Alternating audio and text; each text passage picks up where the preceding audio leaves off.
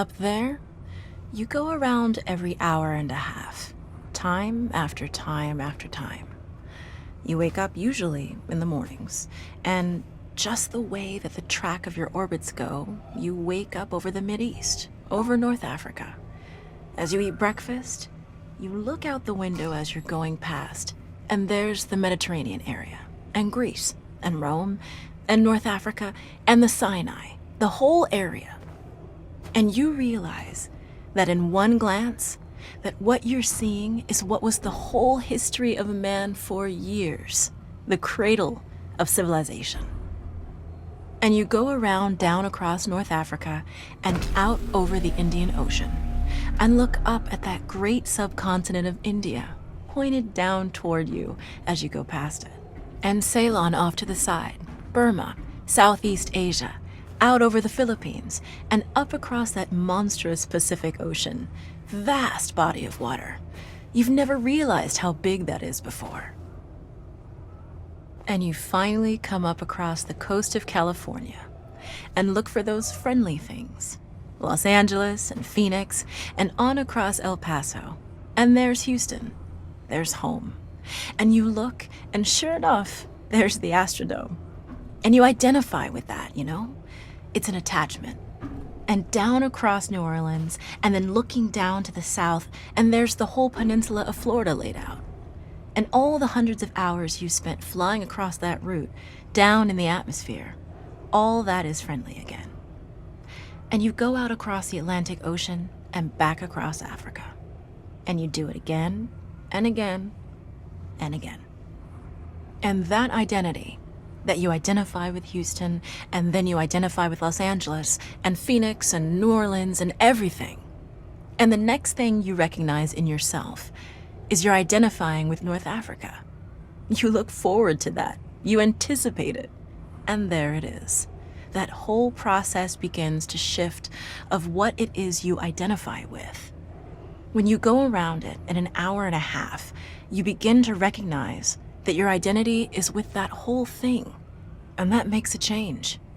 You look down there, and you can't imagine how many borders and boundaries you crossed again and again and again, and you don't even see them. At that wake-up scene, the Mideast, you know there are hundreds of people killing each other over some imaginary line that you can't see. From where you see it, the thing is a whole, and it's so beautiful. And you wish you could take one from each side in hand and say, look at it from this perspective. Look at that. What's important? And so a little later on, your friend, again those same neighbors, another astronaut, the person next to you goes out to the moon.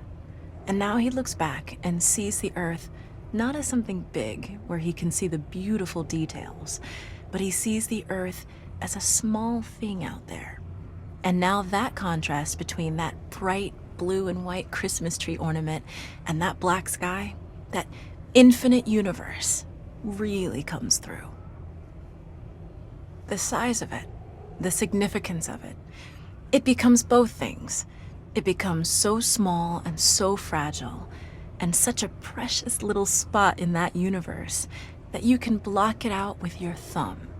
And you realize that on that small spot, that little blue and white thing is everything that means anything to you.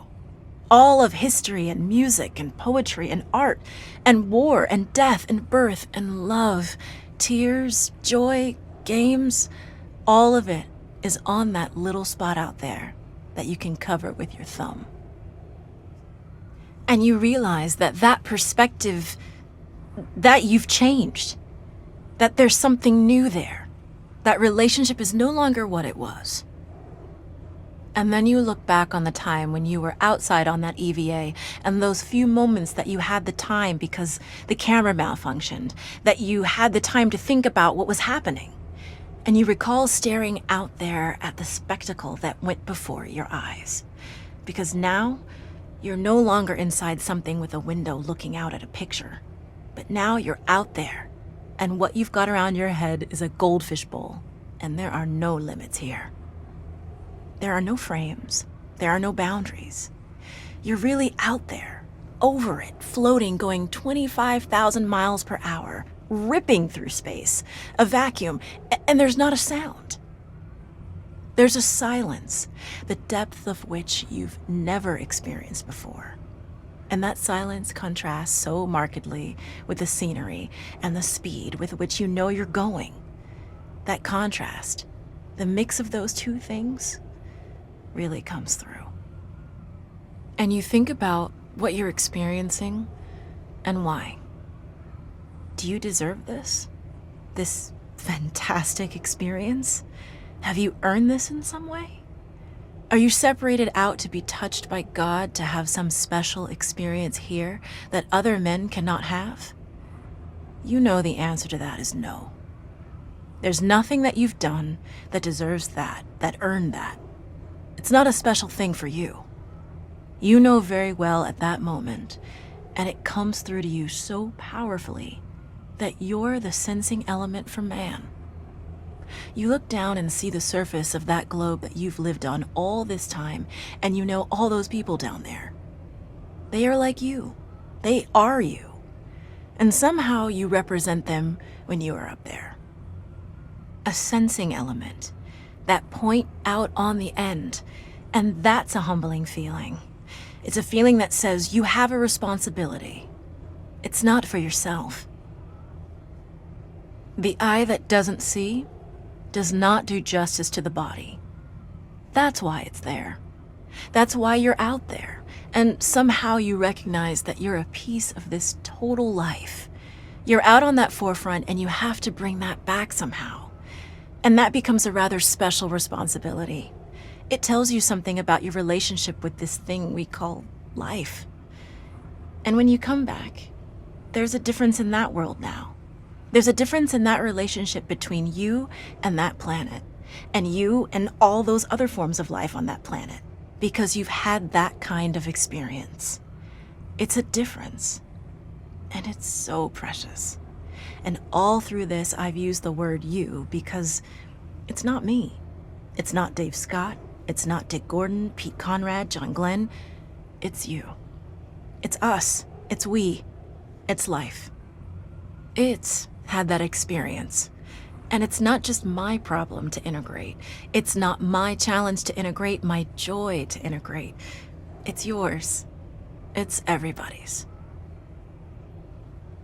Russell Schweikart, 1975.